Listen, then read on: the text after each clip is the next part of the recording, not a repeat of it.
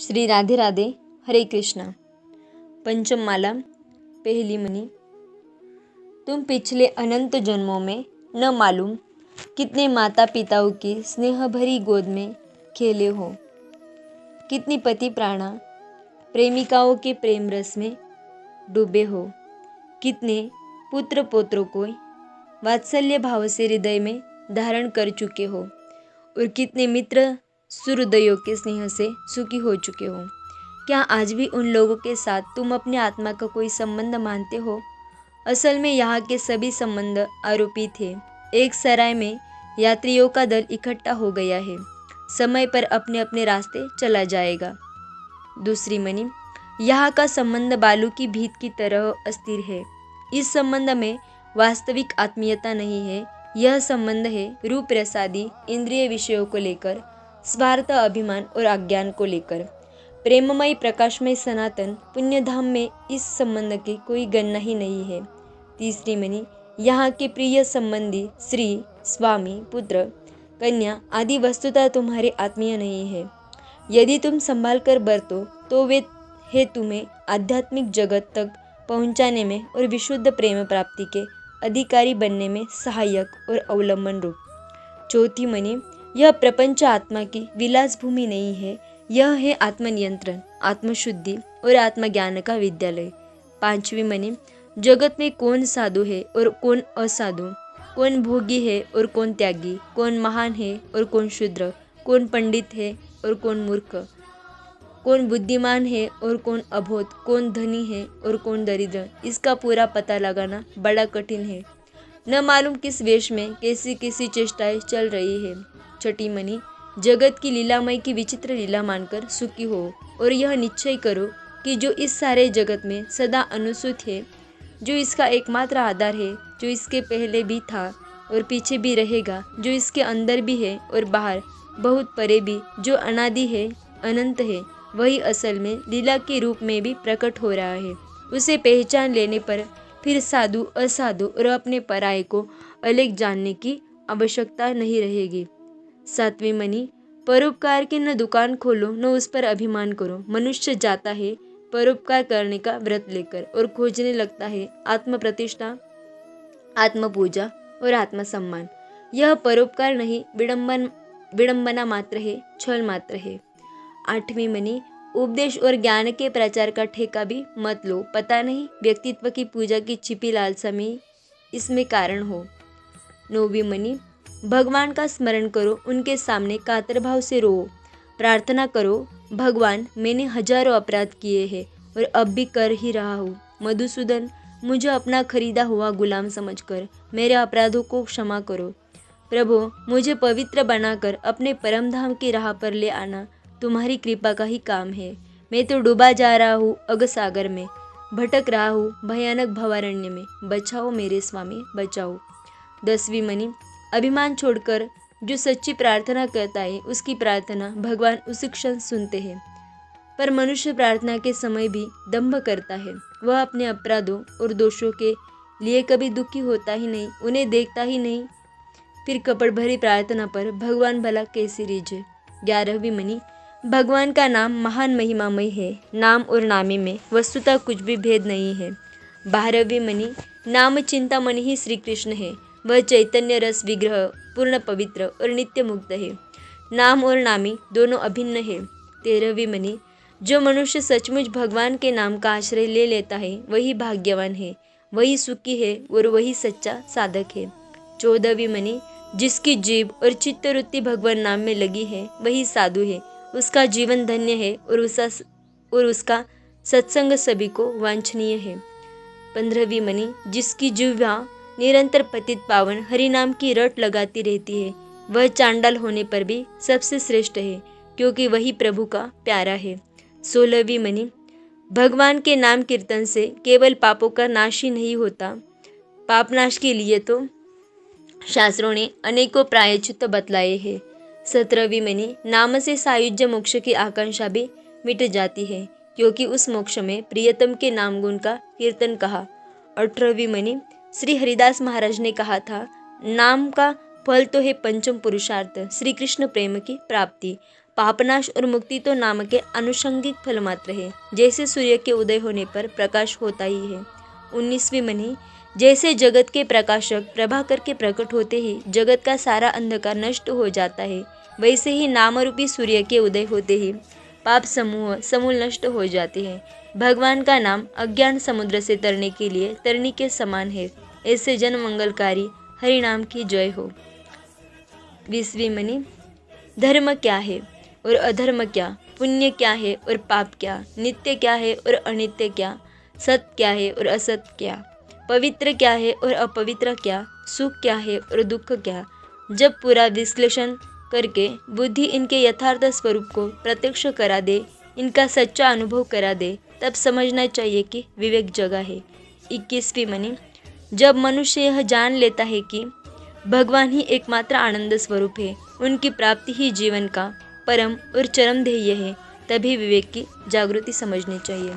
22वीं मणि, विवेक का पूर्ण उदय होते ही वैराग्य आता है। जब क्षणभंगुर अनित्य विषयों से चित्त हट जाता है, दुख योनि इंद्रिय सुखों के प्रति विरक्ति आ जाती है, धरती के धन माल मल से मालूम होने लगते हैं, घर द्वार धर्मशाला से लगते हैं, परिवार कुटुंब प्याऊ पर इकट्ठे होने वाले बटो ही दिखते हैं, मौज शौक से मन परे भागता है, यश कीर्ति की चाह से कोई भी काम नहीं रहता, ऐश्वर्य अधिकार प्रभुत्व आदि की बातें कानों को कभी सुहाती ही नहीं, मानक की मनसा मर जाती है, पर चर्चा और पर निंदा सुनने में बड़ा क्लेश होता है, मान अपमान और स्तुति निंदा का भय भाग जाता है, न किसी की चाह होती है न परवाह, न अपेक्षा होती है न उपेक्षा, न कोई शत्रु होता है न मित्र, संतोष शांति का साम्राज्य छा जाता है।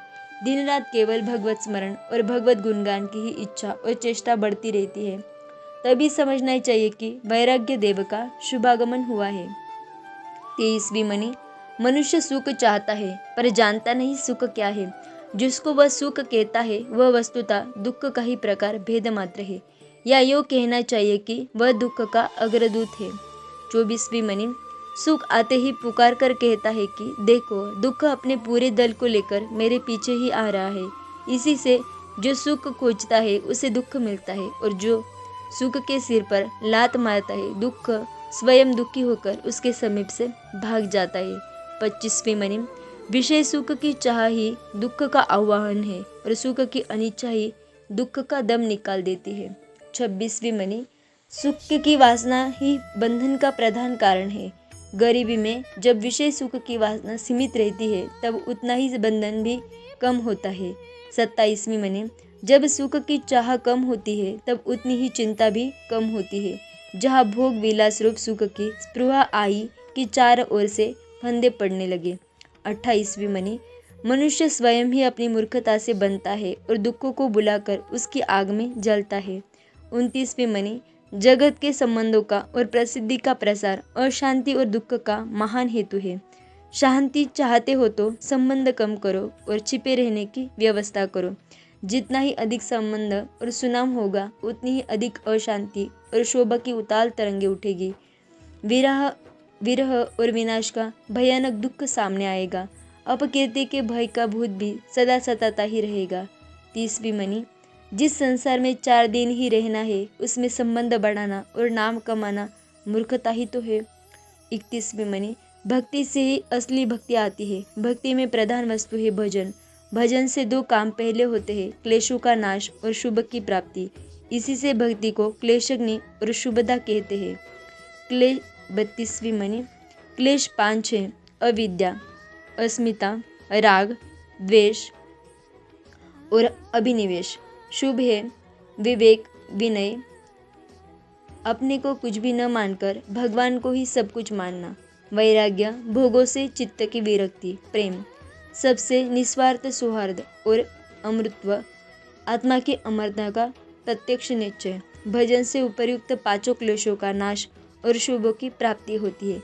इनका फल होता है भगवत चरणों में एकांत रति। 33वीं मणि, भजन 2 प्रकार का होता है, निष्ठापूर्ण और निष्ठा रहित। निष्ठापूर्ण भजन निष्ठा रहित सतत भजन का फल है। 34वीं मणि, निष्ठा रहित भजन में देखा देखी आरंभ में तो उत्साह होता है, पर कुछ ही समय बाद निराशा और निरुत्साह आ जाता है। कभी मन भजन करना चाहता है और कभी भोगों की प्राप्ति, कभी घर से भागना चाहता है तो कभी घर में अत्यंत रम जाता है, कभी वैराग्य सा आता है तो कभी आसक्ति बढ़ जाती है। भजन में कभी सुख सा दिखता है तो कभी चित्त उबने लगता है, कभी भगवान में श्रद्धा और विश्वास बढ़ते से दिखते हैं तो कभी भगवान की उपेक्षा होकर भोगों की अपेक्षा हो जाती है। यो ज्वार भाटा आता है, पर यदि मनुष्य सत्संग का सहारा पकड़े रहता है तो भजन की स्वाभाविक महिमा अंत में सारी उधेड़ बुन को मिटाकर भजन को निष्ठापूर्ण बना देती है। फिर तो भजन में रुचि, सुख, रस और प्रीति का इतना विस्तार हो जाता है कि छोड़ने पर भी भजन नहीं छूट सकता। 35वीं मणि। जैसे भी हो, उत्साह अनुत्साह, आशा निराशा, सिद्धि असिद्धि, अनुकूल परिणाम और विपरीत परिणाम की परवाह न करके भजन करते ही रहो। 36वीं मणि।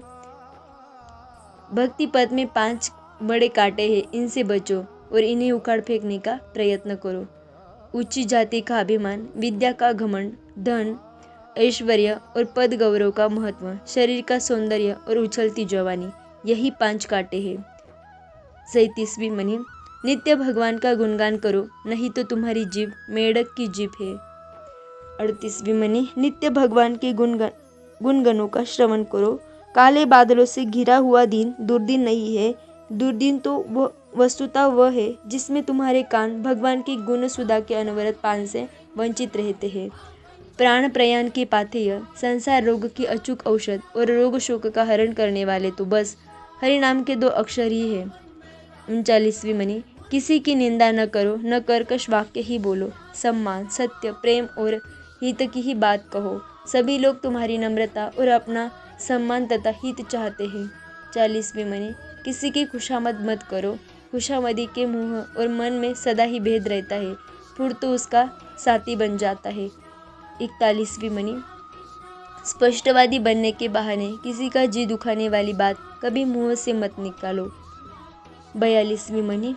सुख दुख दोनों ही क्षणभंगुर है, इनके मोह में मत फंसो। चंद्रमा की शुभ ज्योत्सना से सुशोभित शारदाकाश और घन घटाओं से घिरा हुआ नभोमंडल दोनों ही क्षणिक है। 43वीं मणि। दिन सदा एक से नहीं जाते, उतार चढ़ाव जगत का स्वभाव ही है। 44वीं मणि। कर्मों का स्वभाव ही है स्वांग बदलते रहना, स्वांग के अनुसार ही तो क्रिया होगी न। 45वीं मणि। प्रशंसा के लिए मत तरसो, खुशामद से प्रसन्न मत हो, खुशामद चाहने वाले का सौभाग्य शीघ्र ही शांत हो जाता है।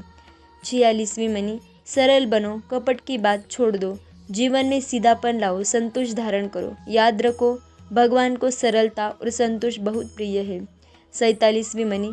अच्छी हालत के बंधु का विश्वास मत करो, धन मान की सेवा में तो सभी जुट जाते हैं, विपद का बंधु ही सच्चा बंधु है। 48वीं मणि। तुम्हारे पास भगवान की दया से जो कुछ है उसी पर संतोष करो। 39वीं मणि। 49वीं मणि। लोगों को कुछ भी कहने दो, वे तो कहेंगे ही, अपने सन्मार्ग से कभी पैर मत हटाओ। 50वीं मणि। जब संसारी लोग तुम्हें भाग्यवान और भगवान का कृपा पात्र बतलाए तब चौकन्ने हो जाओ। संसारी लोग अपनी बुद्धि के कांटे पर ही तो भाग्य और भगवान की कृपा को तोलते हैं। उनका कांटा पत्थर तोलता है, हीरा नहीं। वे भोगी को भाग्यवान और भगवान का कृपा पात्र मानते हैं और विषय विरागी भगवत अनुरागी को अभागा तथा भगवान का कोप भाजन। 51वीं मणि। बुरा कर्म करने वाला ही गुप्त पथ पर चलता है और अपने पापों को छिपाने की चेष्टा करता है। 52वीं मणि। अपने को न नीच समझो और न सबसे ऊंचा, चुपचाप अपनी राह चलते रहो। 53वीं मणि। किसी की सेवा करके उसे गिनाओ मत, नहीं तो तुम्हारी सेवा राख में घी डालने के समान व्यर्थ हो जाएगी और सेव्य भगवान तुमसे छिप जाएंगे। 54वीं मणि। जो नहीं मिलने का ऐसे आकाश कुसुम की आशा मत करो, साध्य की ही साधना सहज हितकारी होती है। आज के लिए इतनी ही मणि, आगे की मणि हम कल श्रवण करेंगे। तब तक के लिए राधे राधे, हरे कृष्णा।